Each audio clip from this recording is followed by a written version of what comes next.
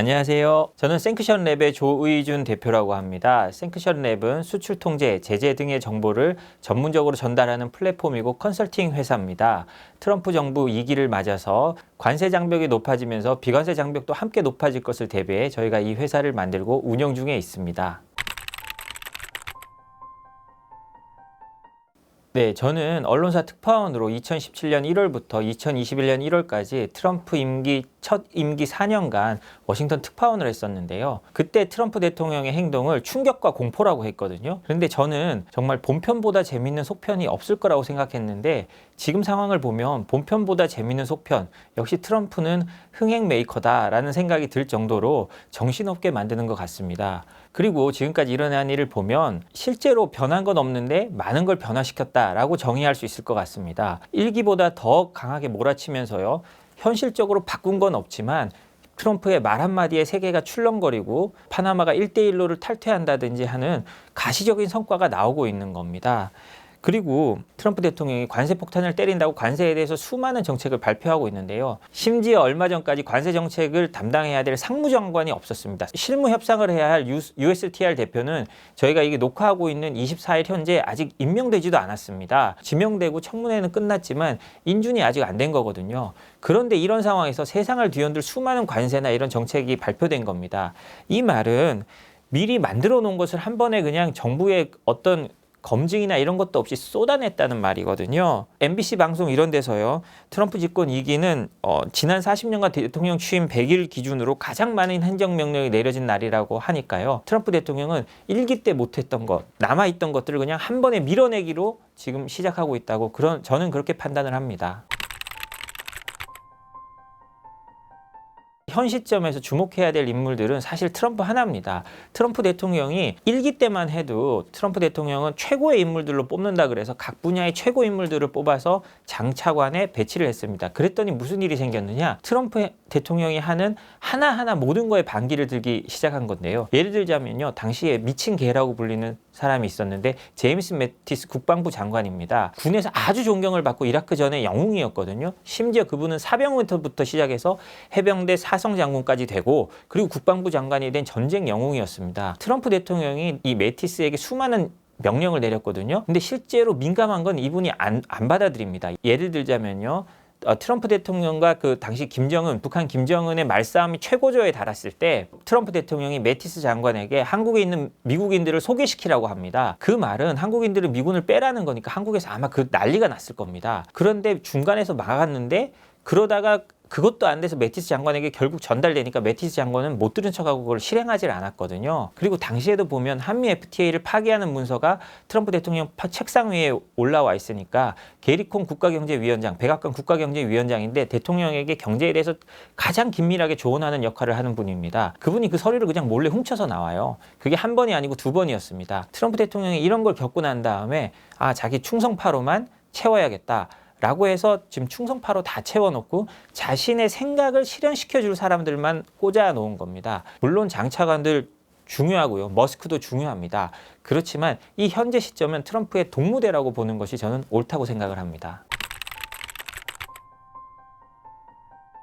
멜라니아 여사가 1기 백악관이 시작됐을 때 일찍 백악관으로 들어오지 않았습니다. 그때 어떤 기사가 났냐면요. 교육 문제 때문에 그렇다라고 했었는데요. 몇 년 후에 멜라니아 여사에 대한 책이 나옵니다. 아트 오브 허 딜이라는 건데요. 트럼프 대통령이 쓴 책이 아트 오브 딜, 거래의 기술이잖아요. 근데 그 거래의 기술을 뛰어넘는 그녀의 거래의 기술이란 책이 나오는데 거기 보면 멜라니아 여사가 트럼프 대통령에게 요구를 한 게 나옵니다. 백악관에 처음에 안 들어가고 내가 들어가게 하려면 우리 배런에게 다른 아들들과 똑같은 조건의 유산이나 이런 조건을 맞춰줘야 내가 들어가겠다라고 했다고 합니다. 그 말을 보면요. 트럼프 대통령은 사실 스토리를 짜는데 천재입니다. 1기 때 이방카 자신의 딸에 대한 스토리를 만들기 위해서 굉장히 노력했거든요.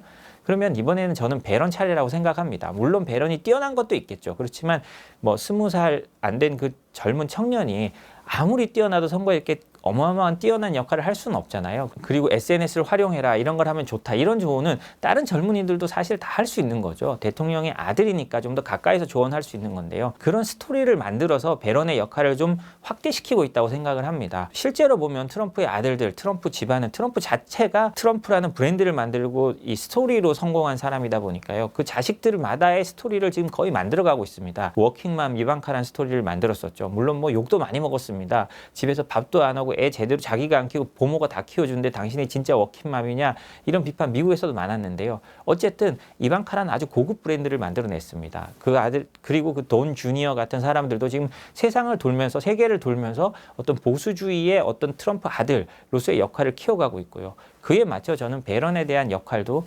스스로든 아니든 뭐 그에 맞춰서 배런에 대한 역할도 어떤 이미지 메이킹을 통해서 저는 만들어가고 있다고 생각을 합니다. 독일 대통령 프랑크 발터 슈타인마이어가 트럼프는 유럽과 완전히 다른 세계관을 가지고 있다고 했고요. 근데 이건 조금 늦게 하신 겁니다. 1기 때 국가정보국장을 했던 댄 코츠 국가정보국장이 계세요. 그러니까 미국의 모든 정보국의 최고 수장이시죠. 이분이 나중에 쓴 책을 보면 트럼프는 내가 알고 있는 모든 것들을 거꾸로 알고 있었다라고 했습니다. 이 말은 이민자들이 우리를 해롭게 한다, 동맹이 우리를 수탈한다 라는 식으로 모든 걸 바꿔 알고 있었다는 거거든요. 기존의 미국의 국제 정책이나 세계 무역에 대해서도 트럼프 대통령은 완전히 다른 생각을 갖고 있었다는 겁니다. 1기 때만 해도 여기에 대해서 사실 반대가 많았어요. 왜냐하면 트럼프 대통령이 그런 말을 할 때마다 사실 조롱을 받았습니다. 대안적 사실이라고 사람들이 말을 하고요. 네가 말하는 건 사실도 아니고 대안도 아닌데 뭐 하여튼 이상한 거야, 이런 식으로 하고 지지율도 낮았어요, 실제로. 그런데요, 이번에 이 두 번째 이게 됐다는 거는요, 트럼프 대통령의 그런 세계관에 대해서 이민자들이 우리를 적어도 트럼프 말대로 수탈하는지는 모르겠지만 우리를 힘들게 하고 있구나, 불법 이민자들 정말 문제구나, 그리고 동맹국들 정말 우리 피만 빨아간 거 아니야? 이런 세계관이 드디어 미국 사회에서 사실상 인정을 받은 겁니다. 트럼프 대통령이 되자마자 한 게 뭡니까? 트럼프 대통령 1기 마지막에 대선 패하고 의사당 난동 사건이 있었잖아요. 폭도들이 의사당으로 들어간 거. 이건 정말 미국 역사상 없던 일이거든요. 우리로 따지면 서부지법 사건과 비슷한 겁니다. 오히려 그보다 더 심하죠. 근데 트럼프 대통령이 되자마자 다 사면해 줬습니다. 거기는 사실 굉장히 심각한 범죄를 저지른 사람도 있었는데 사면해 줬고 미국 사회가 그거를 삼키고 넘어갔어요. 이 말은 트럼프 대통령의 세계관이 정말로 미국 사회에, 저는 주류는 아니라고 생각합니다. 주류는 아니라고 생각하지만 상당히 많이 받아들여졌고, 그러함에도 대통령의 그 권한을 인정할 수 있을 정도로 미국 사회가 트럼프란 사람, 그리고 트럼프의 얘기에 귀를 기울이고 있다고 저는 생각을 합니다.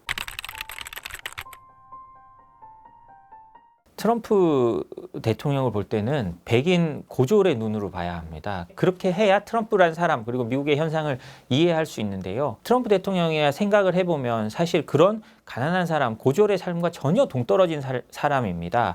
그럼에도 불구하고 그 사람이 거기에 맞춘다는 건 이 사람은 리얼리티 쇼 출신의 아주 여론을 잘 읽는 사람입니다. 사실 트럼프 대통령이 될 때 그 전까지만 해도 공화당은 어떻게 생각을 했냐면 중도 확산, 그리고 우리도 PC주의로 나가야 된다, 이런 보고서가 있었어요. 그래야 우리가 선거에 이길 수 있다 라고 했는데, 트럼프 대통령은 1기 때 그 모든 걸 뒤엎고 지지층만 보고 가자, 그리고 우리는 이 계층에 초점을 맞춰야 된다고 해서 이긴 사람입니다. 세상의 변화를 아주 잘 읽은 거죠. 그리고 그 트럼프 대통령의 배팅에 맞았던 거고요. 그래서 트럼프 대통령이 1기 때 한 것들 보십시오. 관세를 올리고 어거지로 공장들을 짓게 만들었어요. 그리고 이민자들을 많이 내쫓았죠. 그런데 어떻게 됐느냐?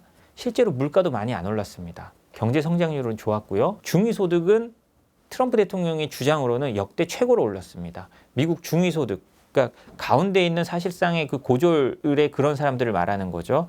그 사람들의 소득이 2019년에 6.8%가 올라서 역대 최고를 기록했습니다. 그런 걸 보면 트럼프 입장에서는 내가 뭐가 잘못됐느냐?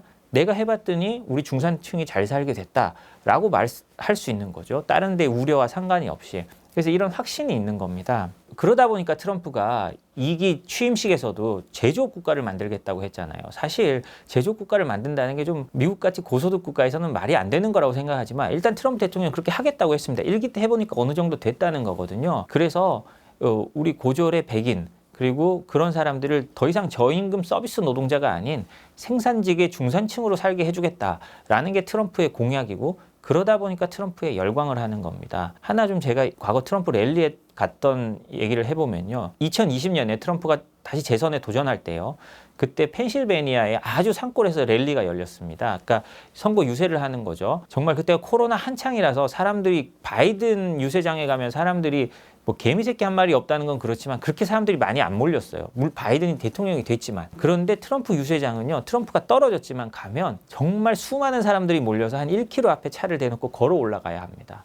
가면 어떤 유니폼을 입은 사람들, 제가 갔을 때 회색 유니폼을 입은 사람들이 많아서 제가 물어봤어요. 가족들하고 같이 온 거예요. 이 회색 유니폼은 어떤 거고 왜 이렇게 입고, 저는 무슨 사회 운동을 하는 사람들인 줄 알았거든요. 왜 가족들하고 여기 이렇게 왔냐니까 탄광 노동자들이라는 겁니다. 그 탄광 노동자들이 가족과 와서 여기 있는 거예요. 그 사람들이 한 말이 저를 좀 울렸는데요.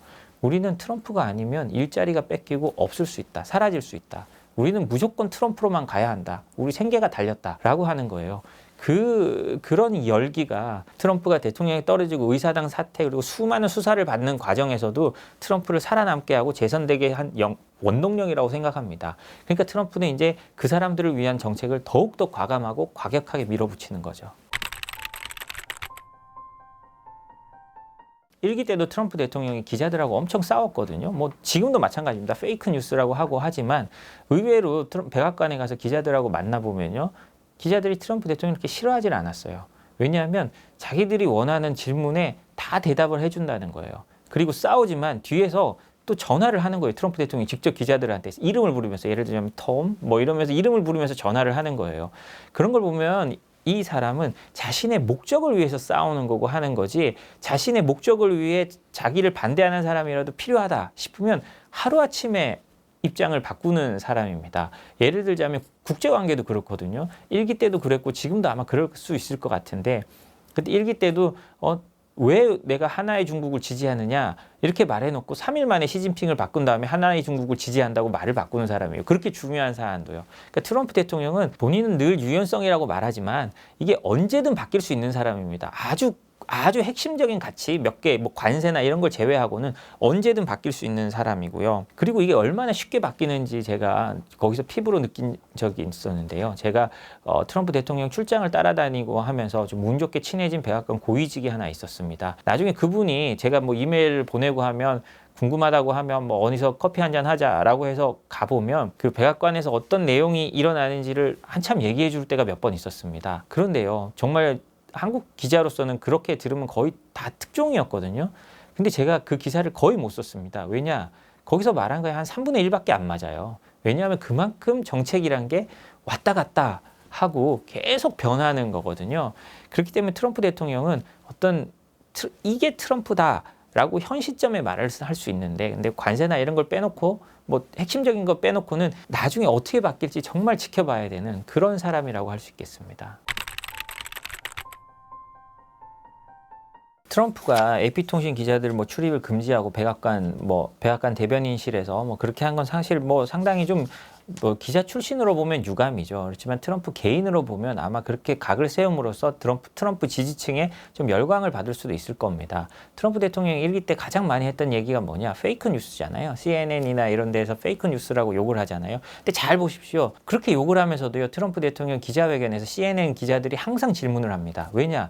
그 질문권을 주기 때문이에요. 심지어 이름을 부르면서 질문을 하라고 합니다. 그러면서 하면 트럼프 대통령이 뭐라 그러냐면, 난 네가 그런 질문 할 줄 알았어. 이러면서 넘어갑니다. 어제도 최근에도 한번 ABC 방송 기자가 이렇게 하면 동맹을 해치는 거 아니냐라고 물으니까 어디 기자죠? 물으니까 ABC 기자입니다. 하니까 내가 그럴 줄 알았다. 이런 식으로 말하고 넘어가거든요.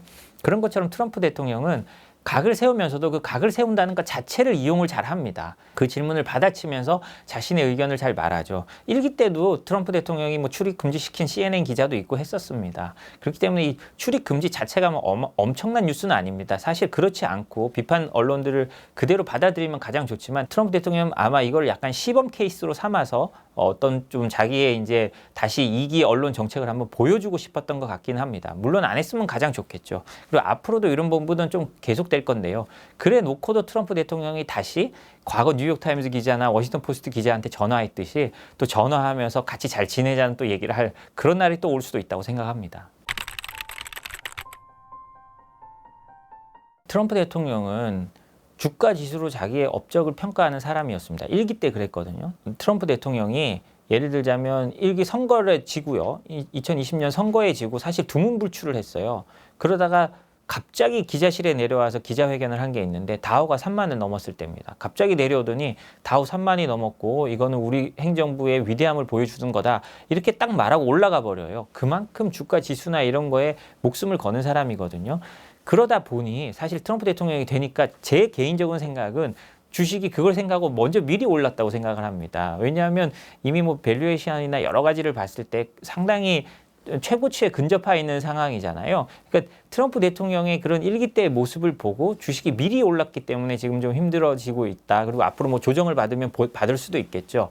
그런 모습이라고 저는 생각을 하고요. 트럼프 대통령이 무슨 지금 정책 때문에 오히려 주식이 못 간다 이런 것보다는 그 1기 때 학습 효과를 시장이 선반영했기 때문이라고 저는 생각을 합니다. 트럼프 대통령은 제조업을 살린다고 했지만 사실 빅테크도 그냥 두지 않았어요. 트럼프 대통령은 자기가 가진 모든 패를 살리고 있는 사람입니다. 최근에 행정명령 그리고 각서로 뭐를 했냐면 미국 빅테크에 불이익을 주는 각국의 관세나 여러 규제를 조사해서 추가 관세를 줄 방법을 마련하라는 행정명령에 사인까지 했습니다. 그렇기 때문에 뭐 메타나 뭐 다른 빅테크들이 트럼프 대통령의 어떤 정책으로 인해서 불이익을 받는다기보다는요. 유럽이나 이런 데를 관세를 매기면서 빅테크에 불리한 제도를 고치기 위해서 굉장히 세게 밀어붙일 겁니다. 그런 걸 보면 각 주식 매그니피선트 세븐이라고 하나요? 그런 주식들의 그 움직임은 어떤 트럼프 대통령의 정책 물론 영향을 받겠죠. 그렇지만 그것보다는 어떤 개별적인 상황에 따라서 움직이는 게 더 크다고 생각을 합니다. 트럼프 대통령은 취임사에서요, 자신이 뭐 전쟁에서 승리하는 것뿐만 아니라 전쟁을 중단시키고 전쟁에 참여하지 않는 걸로 평가받겠다고 했습니다.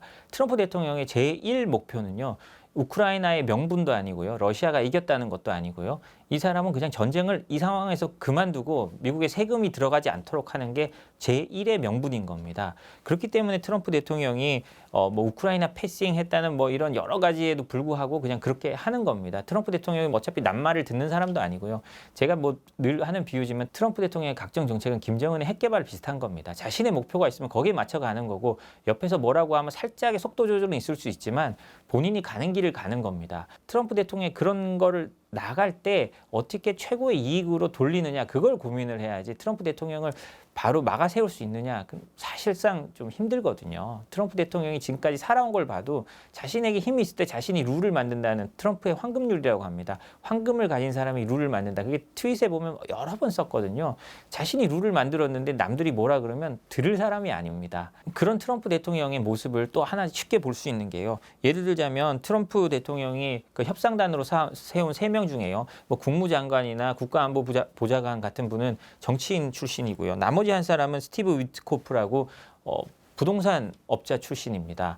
왜 부동산 업자 출신을 넣었겠어요? 이거를 하나의 딜로 생각하는 거, 사업의 딜로 생각하는 거거든요. 러시아도 2명의 그 외교관이 있었어요. 뭐 외교장관하고 2명의 외교관이 크게 있지만 나머지 1명은 러시아도 사업가로 넣었습니다. 왜냐하면 그 키릴 드미트리예프라고 골드만삭스 출신의 미국 러시아 국부펀드 운영자예요. 사장이에요. 그럼 서로 딜은 결국 주고받기 사업권으로 하는 거거든요. 그래서 뉴욕타임스 기사를 보면 지금 종전협상하러 휴전협상하러 왔는데 그 드미트리예프가 그 미국 쪽에 우리 북극 쪽에 원유 같이 개발하자 이런 사업 제안을 했다는 기사도 나옵니다. 그런 걸 보면 트럼프 대통령이 무슨 뭐 이 전쟁을 당연히 끝내고 그러면 러시아 쪽은 트럼프 대통령을 잘 아는 거죠. 이 사람은 그러면 끝냈다는 걸로 뭐 우크라이나에 5천억 달러를 받아내는 것처럼 러시아에도 얼마를 받아내는 걸 원할 거다. 이렇게 생각하기 때문에 그런 제안을 하는 겁니다. 다 미국의 컨센서스라기보다는 트럼프의 입장입니다. 트럼프의 입장은 여기서 중단시키고 더 이상 나는 피를 흘리게 하지 않았다. 그리고 우리 세금은 더 이상 안 들어간다.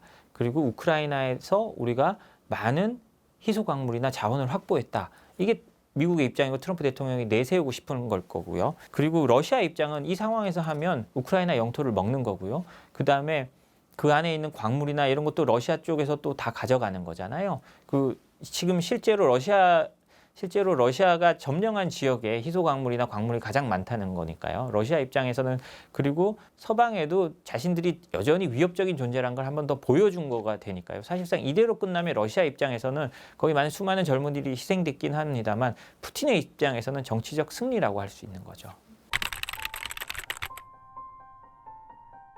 트럼프 대통령은 젤렌스키를 과거에 좀 안 좋아할 악연이 하나 있습니다. 예를 들자면 1기 때 트럼프 대통령이 젤렌스키와 통화를 하면서요, 우크라이나의 그 군사 지원을 미끼로 젤렌스키의 당시 바이든 부통령에 대한 그 바이든 부통령의 아들 헌터 바이든에 대한 비리 조사를 요청합니다. 이 통화 기록이 통화 내용이 새 나가고 언론에 보도되면서 트럼프 대통령이 탄핵 위기에 몰리거든요. 트럼프 대통령 입장에서는 아주 기분 나빴고 트럼프 1기 때 정말 힘들게 헤쳐나온 스캔들이었습니다. 그렇다 보니 젤렌스키에 대해서 감정이 좋을 수가 없거든요. 개인적 감정을 차치하고서라도 트럼프 대통령의 제1순위는 우크라이나 전쟁을 빨리 그만두게 하고 거기서 어떤 자신의 성과를 내는 겁니다. 그런 상황에서 젤렌스키 대통령이 좀 걸림돌이 될 수밖에 없잖아요. 그리고 트럼프 대통령이 무슨 뭐 독재자나 이렇게 말하는 건 트럼프 대통령이 특유의 과장법입니다.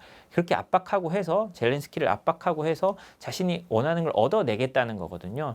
트럼프 대통령이 그렇기 때문에 그 말 자체에 어마어마한 뭐 의미를 부여하기보다는요, 트럼프 대통령이 이걸 통해서 젤렌스키를 압박하고 있구나. 트럼프 대통령이 그렇게 말하면 미국의 지지층 여론들도 그렇게 바뀌는 경우가 많기 때문에 그렇게 해서 미국 여론을 돌리고 젤렌스키를 압박하기 위한 방법을 이렇게 한다고 보는 게 맞을 것 같습니다.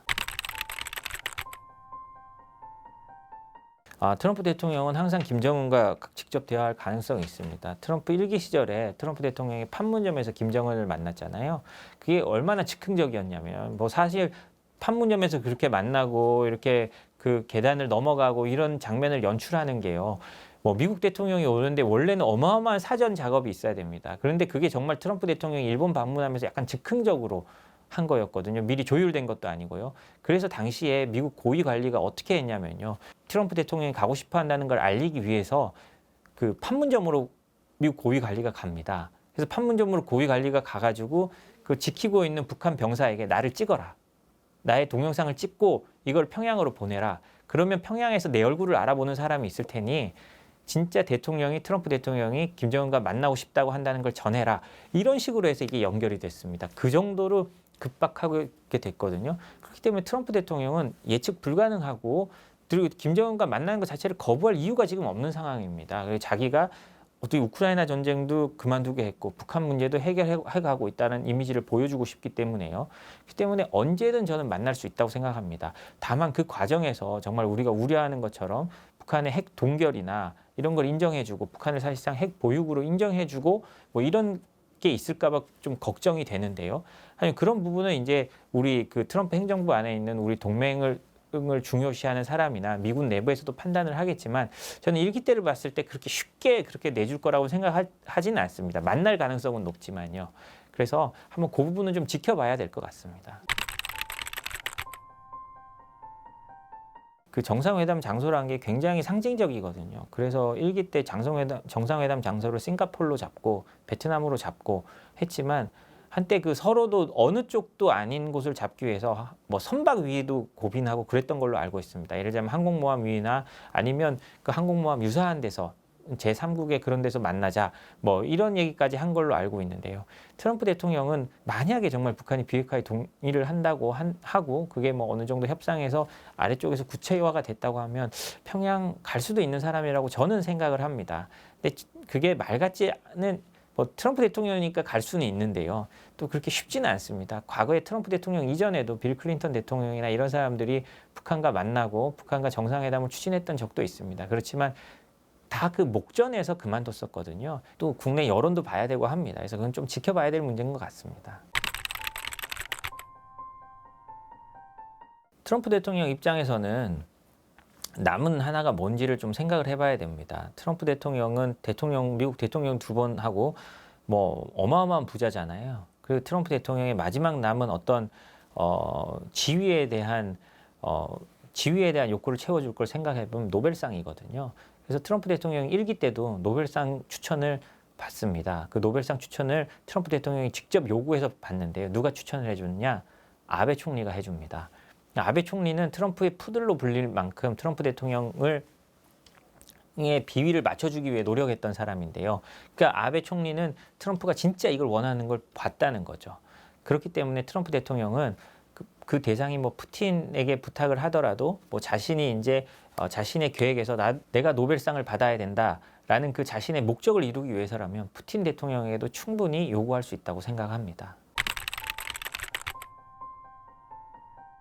트럼프 대통령이 1기 때도 그렇고 주한미군 철수를 여러 번 말했다는 얘기가 많습니다. 그리고 사실 그 당시 마크 에스퍼 국방장관 뭐 같은 경우에는 그 회고록 같은 데 보면 트럼프 대통령이 계속 그 말을 해가지고 참 곤란했다. 그리고 트럼프 대통령이 한국인들 정말 짜증난다. 이런 얘기를 많이 했다고 하거든요. 이제 방위비 때문에 그런데요.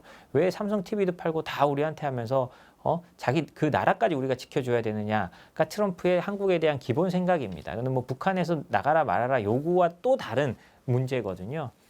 그런데 또 지금은 조금 그때와는 또 다른 상황이라고 저는 생각을 합니다. 왜냐하면 미중 패권 경쟁이 트럼프 대통령이 사실상 먼저 시작을 했지만 그 이후에 상당히 가속화됐고요. 그리고 이게 그 마코 루비오 국무장관이 자기 청문회에서 말했듯이 우리 21세기는 미국과 중국의 대결로 결정될 거다라고 말하는 상황에서요. 중국 턱 밑에 있는 이런 그 주한 미군을요. 말은 주한 미군이라고 하지만 이제 조금 읽을 때는 좀 다르게 읽어야 됩니다. 중국 밑에 미군 기지라고 읽는 게 맞을 것 같습니다. 그런 곳에서 2만여 명, 28,500명이 있는 주한 미군을 미국이 바로 뺀다? 그럼 트럼프 대통령의 생각과도 좀 맞지 않는 거고요. 트럼프 대통령은 중국을 굉장한 경쟁자 그리고 심지어 적이라고 생각하는 사람인데요. 그렇기 때문에 1기 때와 또 다른 문제이기 때문에 주한미군 철수 결정은 그렇게 막 감정적으로 일어나지는 않을 거라고 저는 생각을 합니다. 트럼프 대통령은 아마 지금 한국이 어떻게 되는지 그냥 지켜보고 있을 것 같습니다. 그리고 우리가 사실 지도자가 지금 사실상 부재한 상황이다 보니까 우리 스스로 많이 위축되는 면이 있는데요. 저는 뭐 좀 그럴 필요는 없다고 생각합니다. 물론 그 좋은 지도자가 있어서 우리의 지도자가 트럼프 대통령과 가장 주파수를 잘 맞추면 그게 최상이지만 실제적으로 제가 1기 때부터 트럼프 대통령의 많은 정상회담을 지켜봤는데요. 그 주파수를 맞추려고 다들 왔다가 거의 대부분 실패했습니다. 유일하게 제 개인적인 판단으로 좀 성공했다고 하는 사람이 일본의 아베 총리인데요. 그렇지만 그런 케이스는 아주 희귀합니다. 예를 들자면 뭐 트럼프 1기 때 가장 먼저 온 트리도 캐나다 총리 같은 경우는요. 와서도 면박당하고 갔어요. 그 트리도 총리가 트럼프의 환심을 사기 위해 트럼프와 친한 트리도 총리 아버지도 캐나다 총리였잖아요. 근데 그 아버지와 정적인 분에게까지 부탁을 해서 트럼프와 만나고 트럼프와 교훈을 쌓으려고 했지만 쉽지 않았습니다. 그리고 2기 되자마자도 트리도가 왔는데 어떻게 됐습니까? 제대로 못하고 캐나다 관세 부과한다고 하고 뭐 국내 정치적으로 몰리니까 그만둔다고 했잖아요. 거기 새로 총리를 뽑아야 되고요. 1기 때 메르켈 총리 같은 경우는 와서 만났지만 끝까지 대립하다가 마지막에는 주동 미국 10,000명을 빼라고 트럼프 대통령이 명령을 내립니다. 그 이후에 뭐 우크라이나 전쟁이 발발해가지고 주동 미군 빼는 게 완전히 이제 다시 돌아가긴 했지만 어찌됐든 뭐 먼저 만난다고 좋은 건 아닌 것 같습니다. 그렇기 때문에 저희가 이제 좀 저희가 너무 걱정할 필요는 없고요. 우리가 이제 개별적으로 잘 대응을 하다가 트럼프 대통령의 순위에서는 다행인 점은 우리는 아직 좀 밀려 있습니다. 예를 들자면 캐나다, 멕시코가 1순위고 그 다음에 요즘 부가가치세 말하든지 부가가치세가 가장 높은 데가 유럽이거든요. 그러니까 유럽이 2순위입니다. 그런 다음에 일본, 뭐 인도, 한국 정도 순 이렇게 내려왔기 때문에 아직 시간은 좀 있습니다. 트럼프 대통령도 아마 이 한국의 탄핵 상황이 어떻게 되는지 지켜보면서 뭐 결정하지 않을까 그렇게 생각을 합니다. 트럼프 대통령이 그 관세를 말하면서 맨 처음 말한 세 가지를 보면요. 자동차, 반도체, 의약품입니다. 자동차는 왜 그러냐? 당연히 일자리 때문입니다. 자동차만큼 일자리를 많이 만드는 게 없고요. 사실 자동차 산업은 뭐 이런 표현은 좀 그렇지만 미국의 영혼 같은 산업입니다. 특히 중산층 일자리를 위해서는 중요하잖아요. 그리고 반도체, 뭐 미국의 패권을 유지하는데 가장 핵심적이기 때문에 미국 안으로 공장을 들여오려고 하는 겁니다. 그리고 의약품.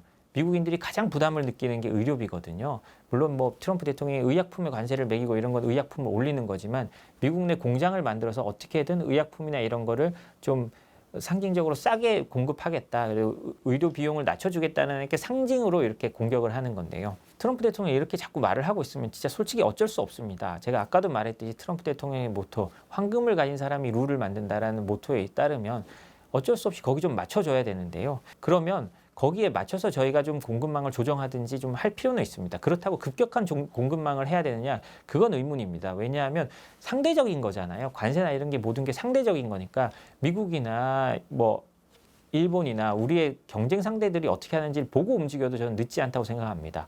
예를 들자면요. 한국은 우리한테 내리는 관세 때문에 뭐 난리라고 하지만요.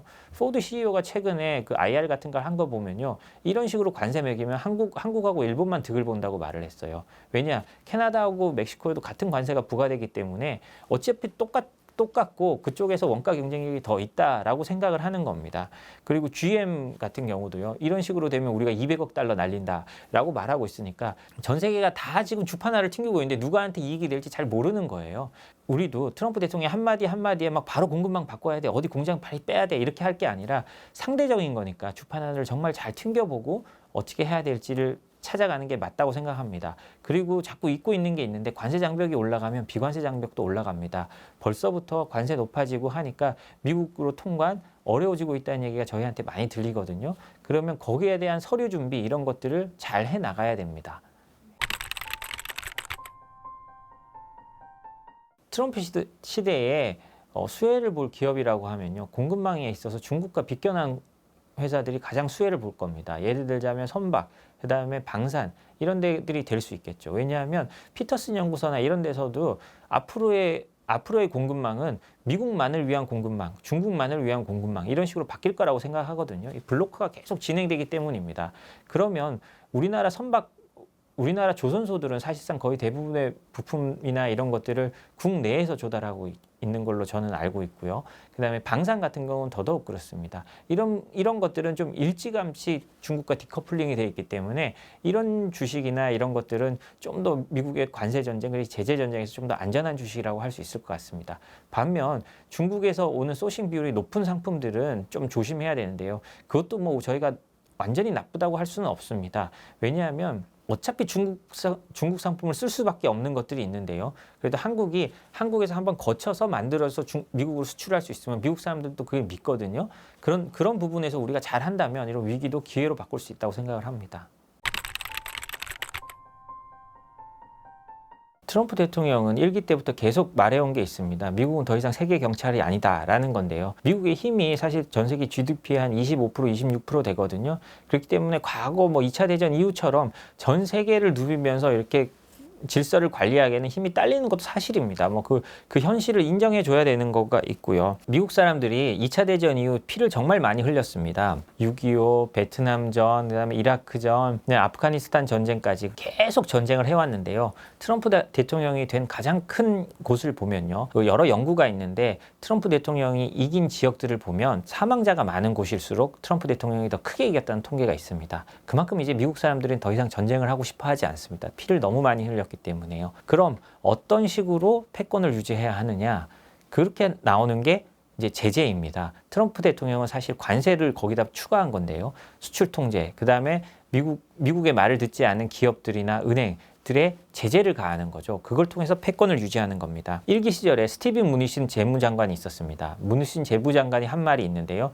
내 업무의 절반이 제재다라고 했습니다. 그만큼 제재 업무가 많은 거죠. 사실 돈줄을 자르고 이런 게 미국 재무부 장관이라면 국채 발행이나 전 세계 경제를 생각해야 될 것 같지만 실제로 그 재무부 장관의 업무 절반이 제재였다는 건데요. 우리가 정말 쉽게 생각해서는 안 됩니다. 미국 재무부 장관 업무의 절반을 차지하는 일일 정도니까요. 그리고 최근 영국에요. 스탠테크놀로지라는 무역금융회사가 있었습니다. 이 회사는 약 9억 달러, 그러니까 우리 돈으로 한 1조 2, 3천억 되는 거죠. 그 평가받은 그런 회사였는데요. 하루아침에 망했습니다. 왜 망했느냐? 미국의 러시아 제재 관련된 기소장에 이 회사 이름이 한번 거론된 겁니다. 이 회사가 제재 위반을 했다는 것도 아니고 이 사람들이 이 회사를 통해서 제재 위반을 했을 가능성이 있다는 걸로 한 줄이 들어갔다고 해요. 물론 거기에 대한 약간의 설명도 있었겠지만요. 그러니까 영국의 은행들, 그리고 세계 은행들이 이 회사에 대한 대출을 한꺼번에 회수하고요. 모든 것을 다시 들여다보기 시작한 겁니다. 그런 다음에 거래를 끊어버렸어요. 그러니까 9억 달러에 달하던 가치를 평가받았던 회사가 하루아침에 망합니다. 1년 만에 망했어요. 이 정도로 제재가 위험하고요. 그리고 예를 들자면 미국의 레이시온 같은 방산기업의 직원들이 노트북을 들고 해외에 나가서 노트북을 열어봤잖아요. 그걸 가지고 미국이 2억 달러의 벌금을 때립니다. 왜냐? 이 안에 국방 기밀이 있는데 네가 회사 노트북을 들고 갔다는 이유 때문입니다. 그 안에는 뭐 시리아나 이런 데 간 것도 있었지만 호주나 일본 같은 우방국에 간 것도 벌금 리스트에 다 들어가고 있었다고 해요. 그만큼 미국이 수출 통제에 그냥 진심이라는 건데요. 그렇기 때문에 우리가 이런 미국의 제재와 수출 통제를 잘못 안 따랐다가는 큰 일이 생길 수 있습니다. 우리 당장 반도체만 봐도 그렇잖아요.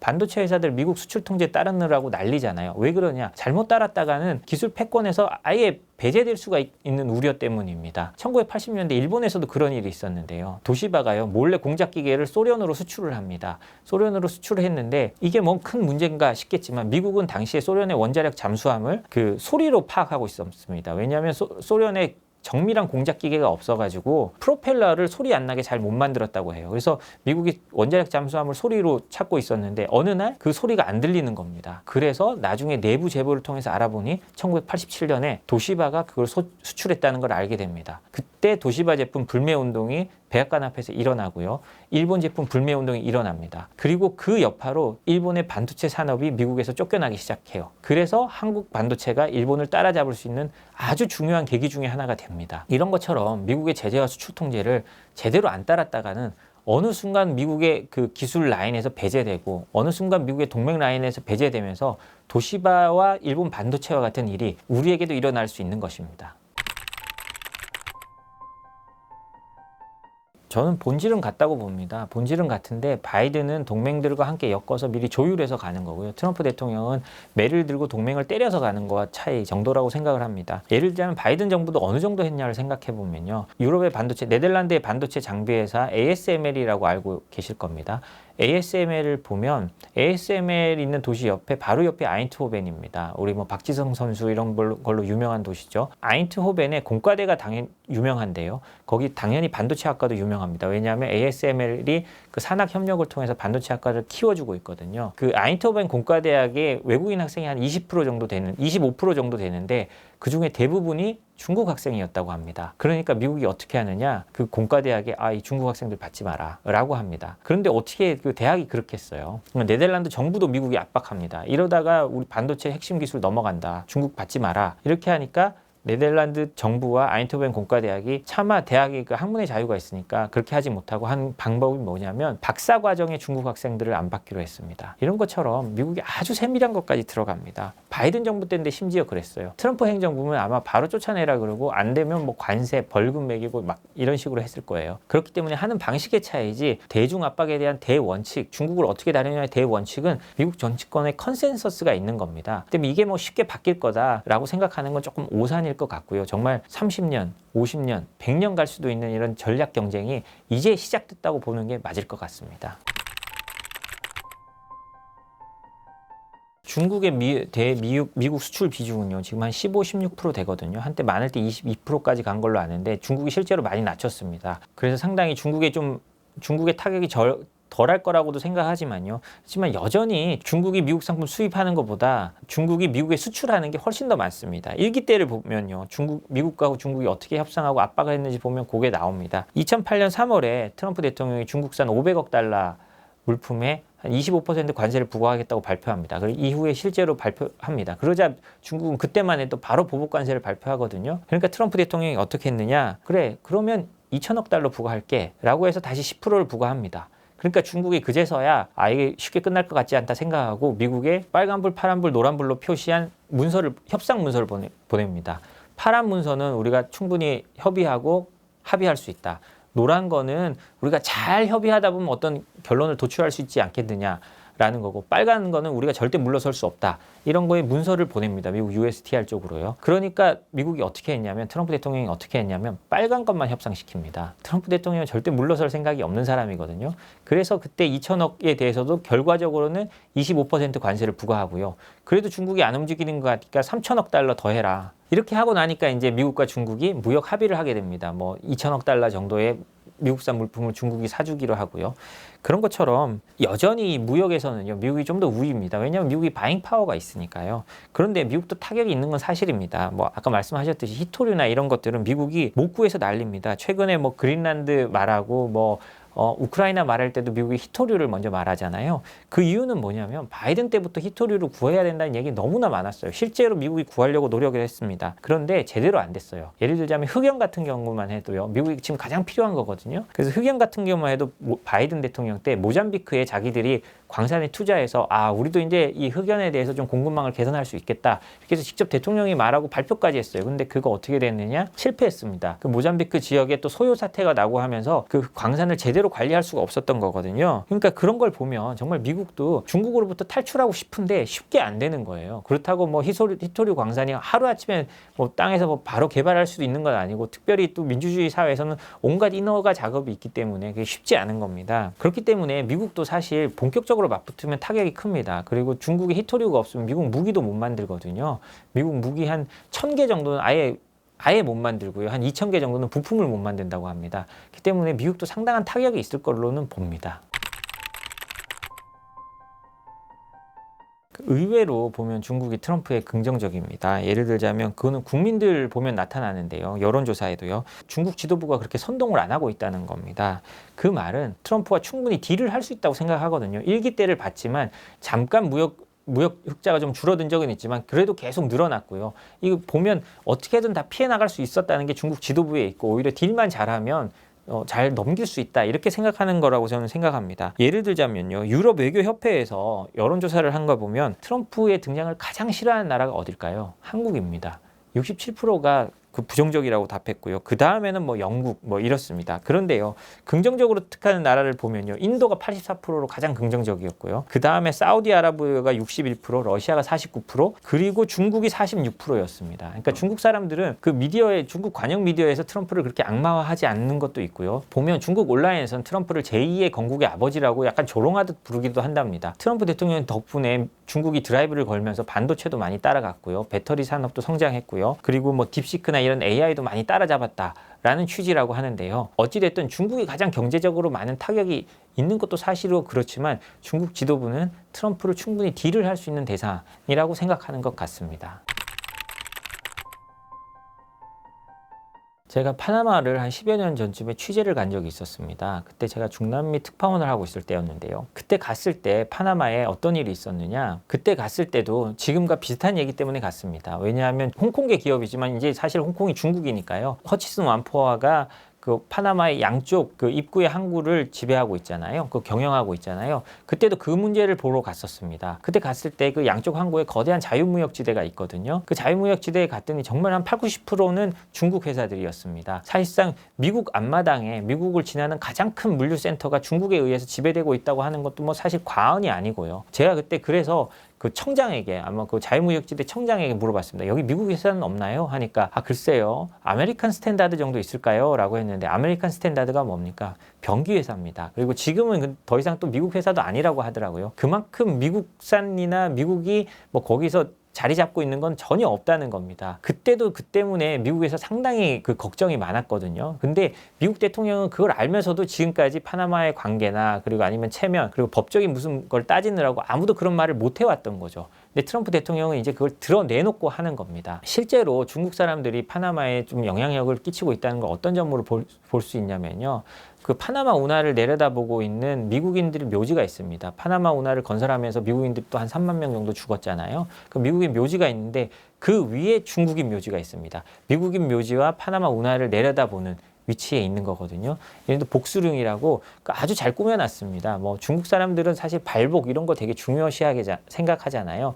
그런 걸 보면 거기에 만든 이유가 충분히 있는 겁니다. 이제 이 파나마 운하도 우리가 열심히 관리하고 지배할 수 있다, 그런 뜻을 보여주는 거라고 저는 생각을 합니다. 그런데요, 트럼프가 이렇게 하고 나니까 뭐 파나마 행정부는 되게 불쾌해하면서도 지금 중국과 홍콩의 허치슨 완포아와의 거래를 다시 감사를 하고 뭐 중국과의 1대1로까지 탈퇴해버렸잖아요. 사실 중국 입장에서는 상당히 쓰라린 게 될 수 있습니다. 왜냐하면 파나마가 1대1로에 참가했을 때 시진핑 국가주석이 직접 파나마까지 날아가서요, 그 파나마 운하를 지나는 중국 배들하고 또 통신하고 뭐 이런 퍼포먼스까지 했거든요. 그러니까 중국 입장에서는 아주 쓰라리는 상황입니다. 물론 트럼프 대통령이 파나마 이렇게 하는 걸 보고 중국이 속으로는 어느 정도 웃고 있을 수도 있습니다. 왜냐하면 이렇게 동맹과의 관계가 악화되고 또 중남미 국가들과의 관계가 악화되면 그 악화된 틈을 중국이 파고들 수 있으니까요. 실제로 트럼프 대통령이 지난 연휴에 콜롬비아에 대한 그 관세나 그다음에 제재를 발표한 이후에요.